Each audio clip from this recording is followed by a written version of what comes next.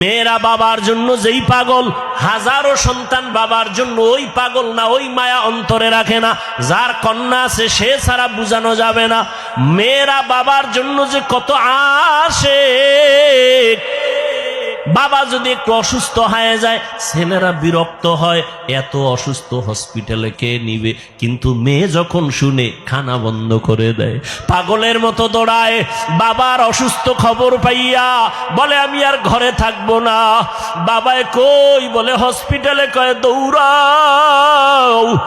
ওই মেয়েটা বাবার কাছে যায়, বাবা এত কষ্ট পাইও না, কাঁদিও না।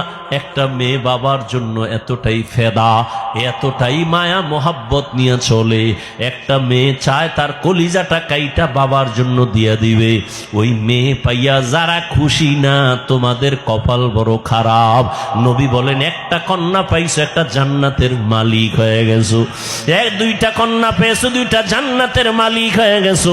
আমার মায়ার নবী ওই চরিত্রহীন মানুষগুলোর জমিনে আইসা আমার নবী তাদের আলিঙ্গন করলেন, বুকে লাগাইলেন।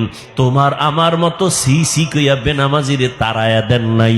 আল্লাহর নবী ওরা গালি দেয়, নবী আরো কাছে যায়, ওরা